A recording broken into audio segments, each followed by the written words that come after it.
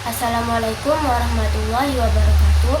Perkenalkan, nama saya Haninah Intan Maulida dari Prodi MBS kelas D dengan NIM 25403-139.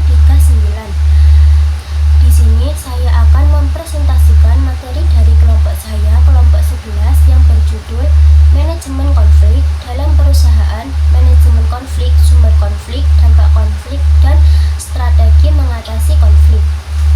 Manajemen konflik berasal dari bahasa Italia yakni managere, yang berarti melatih kuda-kuda, atau secara harfiah to handle yang berarti mengendalikan. Sedangkan dalam Kamus Inggris Indonesia Eccles Encycli 2000 manajemen berarti pengelolaan, dan istilah manajer berarti tindakan membimbing atau memimpin, sehingga manajemen dapat didefinisikan sebagai mengawasi atau mengatur orang bekerja dan memanajemen konflik dengan baik. Merujuk pada Kamus Besar Bahasa Indonesia Nasional 2019, manajemen adalah proses penggunaan sumber daya secara efektif dan efisien untuk mencapai tujuan.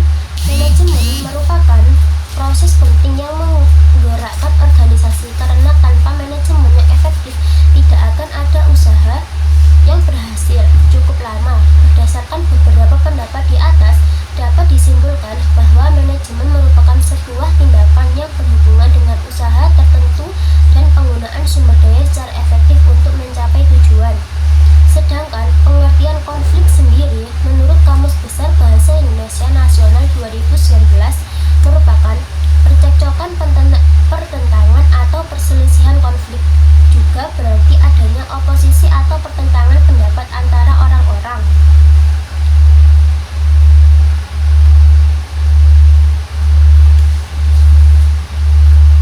Setiap hubungan antar pribadi mengandung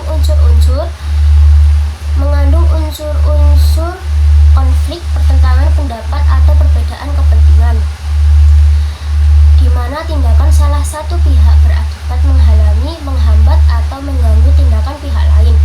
Kendati unsur konflik selalu terdapat setiap bentuk hubungan antar pribadi, pada umumnya masyarakat memandang konflik sebagai keadaan yang harus dihindarkan karena konflik dianggap sebagai faktor yang merusak hubungan.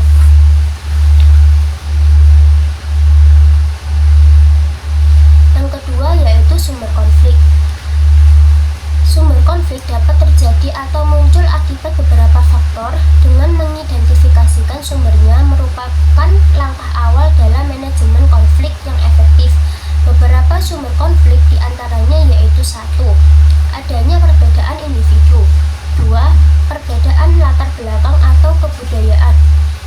3. Perbedaan tujuan dan kepentingan. 4. Gaya komunikasi yang berbeda. 5. Sumber yang dimiliki. Contoh sumber konflik di perusahaan berpacu pada sumber di atas, yaitu perbedaan kepentingan dan tujuan. Yang kedua, alokasi sumber daya yang terbatas. Yang ketiga, gaya komunikasi yang berbeda. Yang kelima, kekuasaan dan kewenangan. 3. Dampak konflik. Konflik terjadi apabila ada perbedaan pemahaman antara dua orang atau lebih terhadap berbagai perselisihan, ketegangan, kesulitan di antara para pihak yang tidak sepaham, sehingga bisa dampak konflik yang bukan sesuatu yang harus ditakuti jika dapat dikelola dengan baik. Konflik dapat terdampak positif maupun negatif di perusahaan, antaranya yaitu: 1. Dampak positif. Dampak positif meningkatkan ketertiban dan kedisiplinan dalam menggunakan waktu. 2. Meningkatkan hubungan kerjasama yang produktif. Yang ketiga, meningkatnya motivasi kerja untuk melakukan kompetisi secara sehat. Dampak negatifnya yaitu meningkatkan jumlah absensi karyawan makin pada waktu jam-jam kerja berlangsung. Misalnya ngobrol berjam-jam sambil mendengarkan sandiwara radio. Yang kedua, banyak karyawan yang mengeluh karena sikap atau perilaku teman kerjanya dirasakan kurang. Yang ketiga, banyak karyawan yang sakit-sakitan, sulit untuk berkonsentrasi dalam pekerjaannya. 4. Strategi mengatasi konflik. 1. Pengenalan kesenjangan antara keadaan yang ada diidentifikasi dalam bagaimana keadaan yang seharusnya. 2. Diagnosis.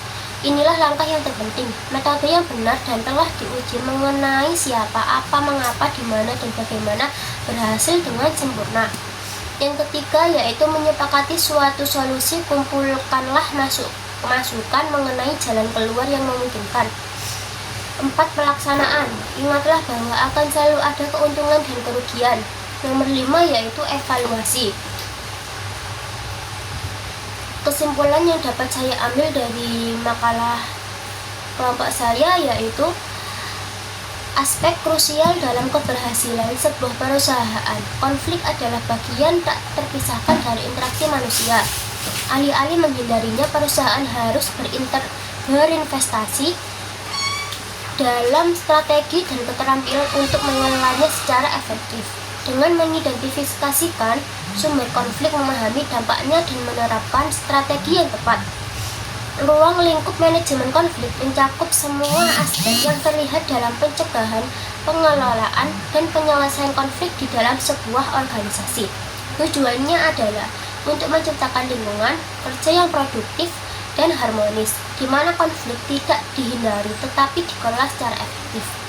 Nah, saran dari saya agar manajemen konflik ini bisa berkembang sesuai yang diinginkan, yaitu harus meningkatkan produktivitas dan kinerja. Yang kedua yaitu mendorong inovasi dan kreativitas.